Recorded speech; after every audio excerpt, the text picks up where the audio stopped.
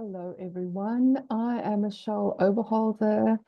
I am from Contentment Guide Astrology, and I wanted to make this beginner's guide for people who really wanted to learn about the astrology houses.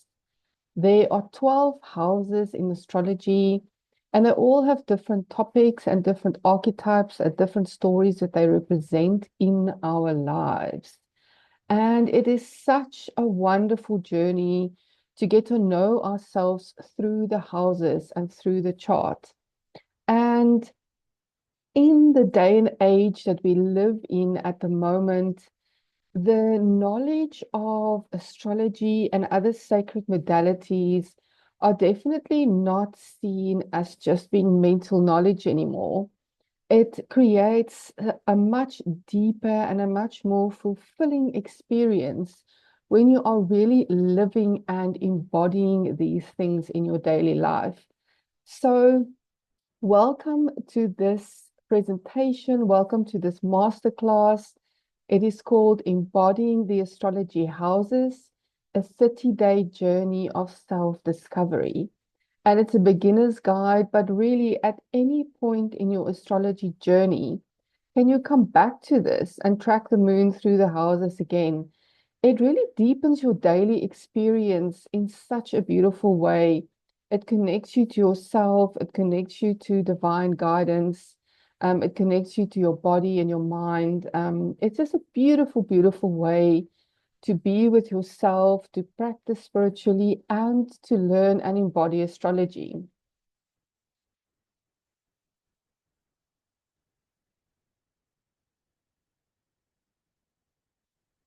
So,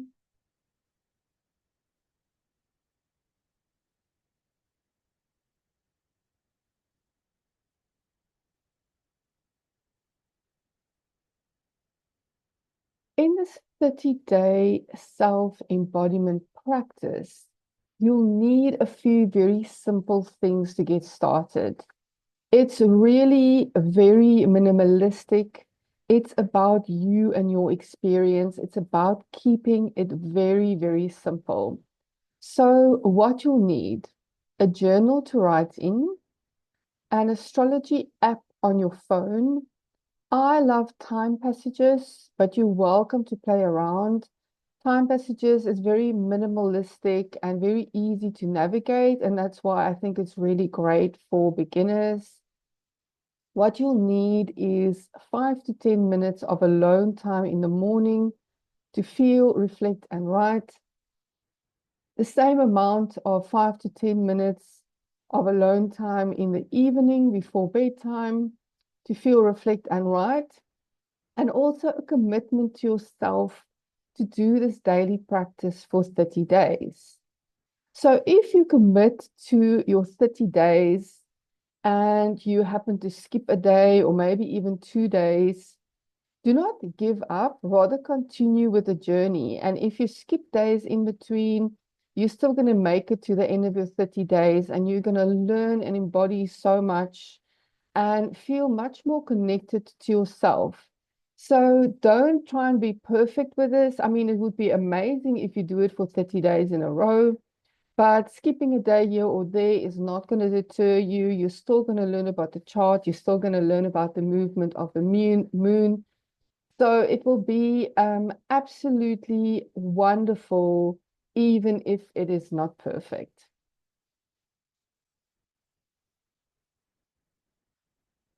So the first thing I wanted to show is the 12 houses.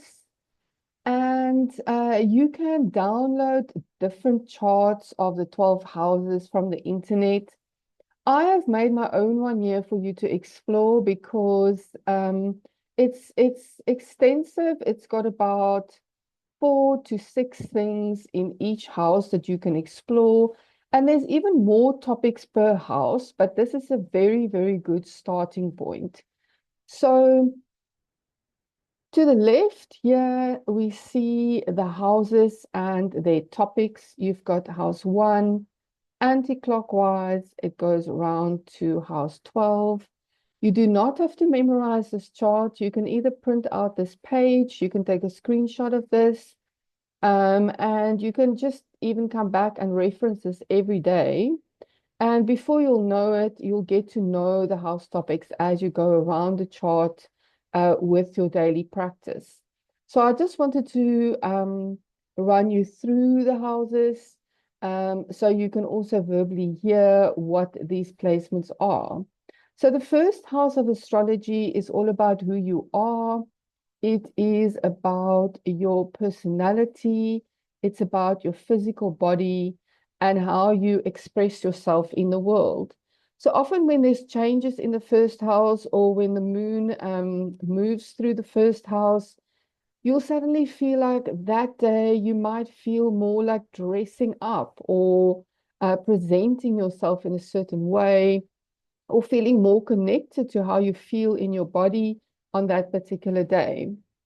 And for the second house of astrology, it is about resources. This is inner resources and outer resources. So it is skills, it is money, and it is about your values in yourself and your values of the world. Then we come to the third house. The third house is about your mind, it's about communication, your thought patterns, learning and studies. It's about your inner and outer environment.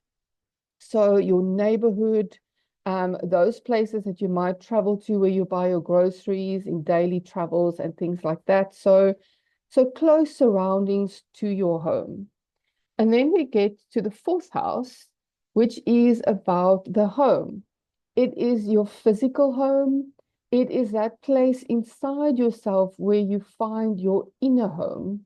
It's about family, it's about roots, it's about ancestry, and it's about your private life. So the fourth house is that place where you go at night, where you close your doors. You only share yourself with a few people. It is opposite the 10th house, and the 10th house is where you show yourself publicly. So the fourth house is private things. It can sometimes even relate to the mysteries of life, like spirituality and esoteric things, because that's what we normally do when we are alone, we are at home, and we are in a safe space. Then the fifth house is about creativity, it's about hobbies, it is about children if you have children in your life. It is about romance and it is about joyful activities. The fifth house is often called the house of joy because it is that place of how we relate to how we find joy in our life. So sometimes if we are going through a period where there might not be a lot of joy, when the moon moves through the fifth house, you can become more aware of maybe where the joy is lacking in your life and where you would like to maybe bring more joy into your daily life with your creativity, with your hobbies, with your children, in your romantic life.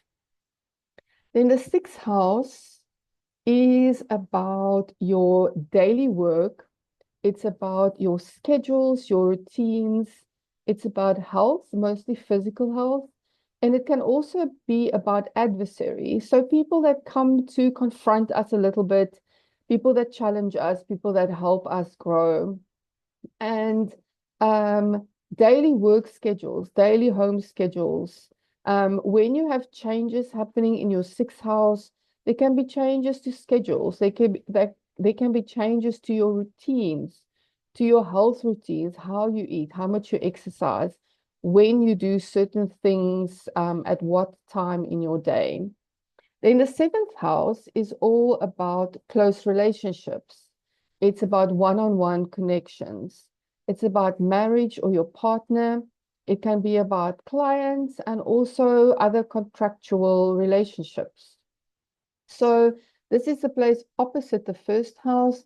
The first house is you, the seventh house is other.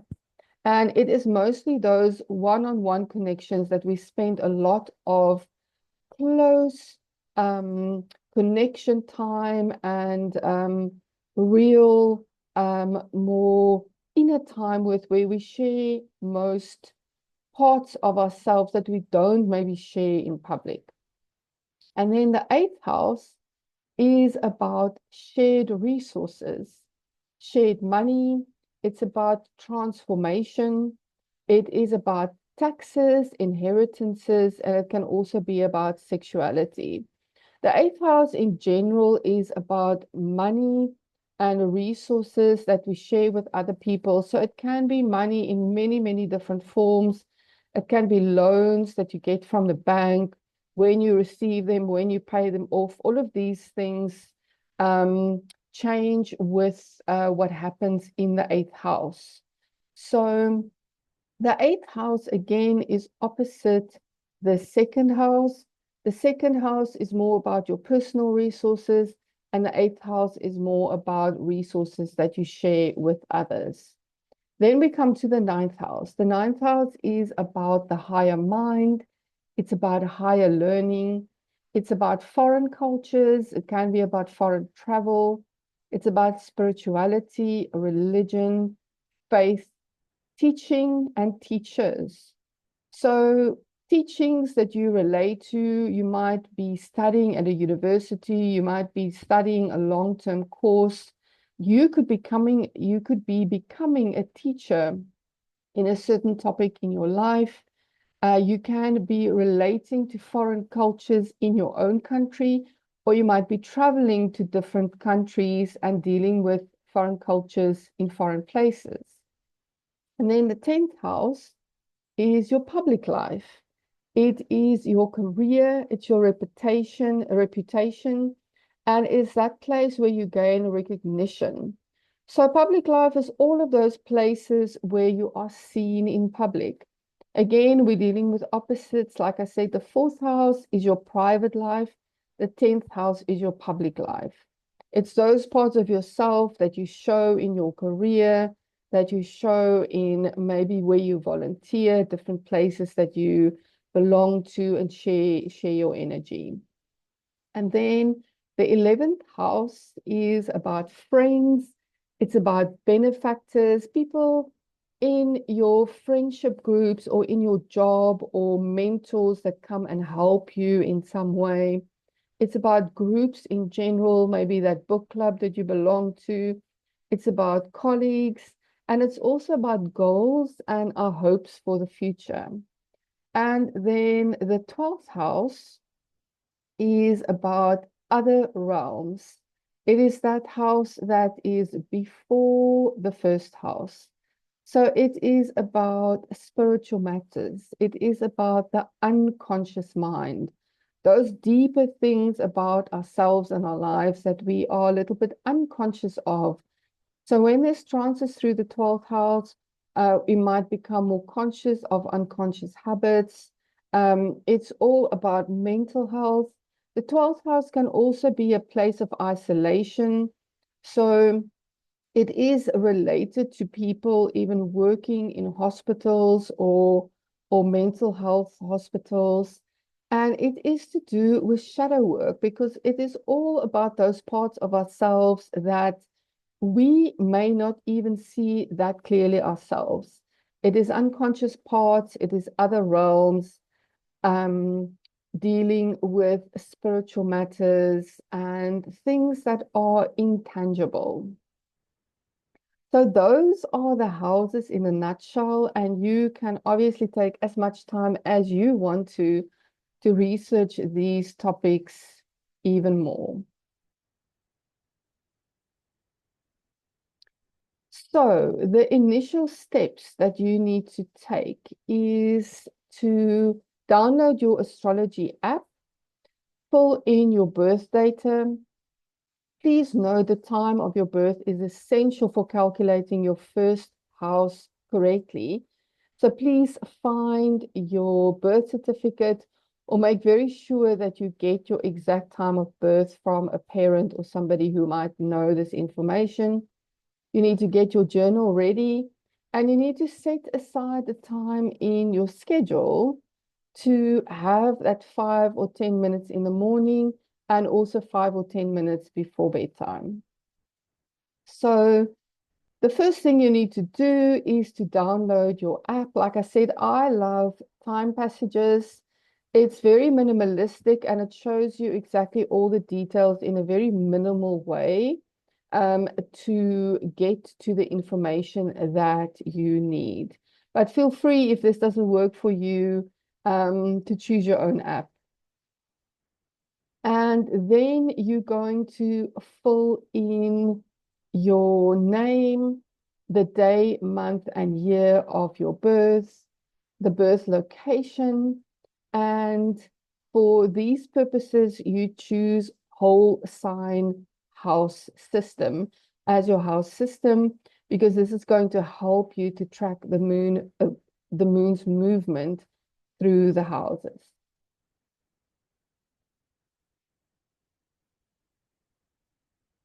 So then you are going to navigate to the space in your app that reads My Chart, and this will show you your personal chart. And for the purpose of this class, ignore all the other info except for the signs marked on the astrological wheel, and then you are ready to go. If you treat the astrological chart as a clock, you can see that's 6 o'clock, 7 o'clock, 8 o'clock, 9 o'clock. The house between 8 o'clock and 9 o'clock is always the first house. And the other houses follow in an anti-clockwise position around the clock face of the chart. So that is the way where you will always know um, where the houses fall for you. So in this example chart, you can see that there is a sign for Cancer. It is the first house. There is a sign for Leo. It's the second house. There is a sign for Virgo. It's the third house. Sign for Libra. It's the fourth house. So if you are not acquainted with the signs that represent the symbols that represent the astrological signs, I didn't include it in this video. You are welcome to Google that. It's very readily available all over the internet. So now you're going to write down the signs and the houses. So you're going to again navigate to the My Chart information in your app. And you're going to write this on the first page of your journal, or a special page for easy access every day. And again, according to our sample chart, Cancer is the first house, Leo is the second house. So you are going to navigate this for your specific chart. Your first house may not be Cancer. You're going to find that house that is between the 8 o'clock and 9 o'clock position in your chart, and that will be your first house, and anti-clockwise, those will be the other 11 houses going around the clock face. So you're going to write in your journal, because you're going to need this for the next 30-day journey. You're going to write, Cancer is my first house. Leo is my second house. Virgo is my third house. And make sure that you have all 12 houses written down, because you need this for easy access every day, where you're going to be checking in the morning where the moon is falling for that day. So then every morning, you are going to open your app there to current chart, find the symbol for the moon, which is that little crescent moon symbol circled there. And in this example chart again, we can see that is the sign of Leo. The moon is sitting in Leo on that day. And now you know that the moon is in a second house day. And you will easily get used to following the moon after a few days. It might sound a little bit complicated in the beginning, But I promise you, within a few days, you'll be into this and you'll be able to navigate it very, very easily. So then once you have now established your sign and you've established your house number for that day, um, you are now going to write that at the top of a new page. Write which house the moon is on that day. Please note if the moon is at the end of a sign going anti-clockwise, every sign has 30 degrees. If it's between 27 and 30 degrees, then it means within the next 3 to 6 hours, it's going to move into the next sign. So you might have certain days where the moon is going to be maybe a little bit in the fourth house and a little bit in the fifth house.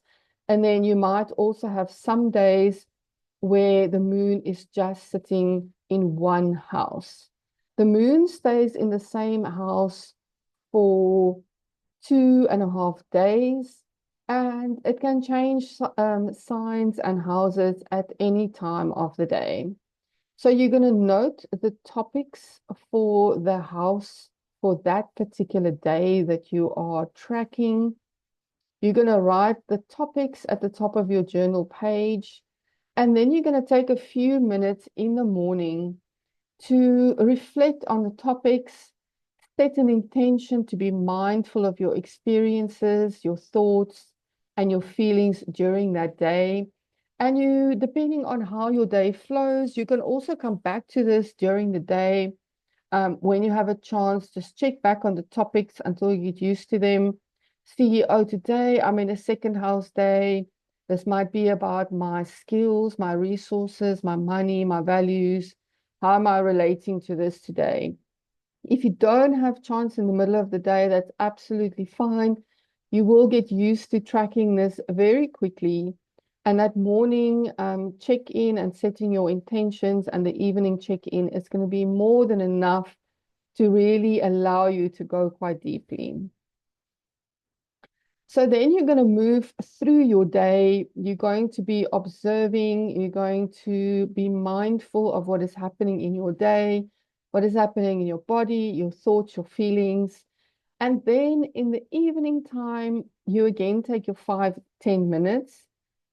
You come back to the wheel of the houses. And then you meditate and reflect on the topics of that day. What thoughts, what feelings, what experiences stood out according to the house topics? Was your day more based in your mind, in your body, or in your feelings? Did your mind feel busy or calm on that day? Did your body feel safe and relaxed or anxious? Were your feelings regulated or very heightened on that day?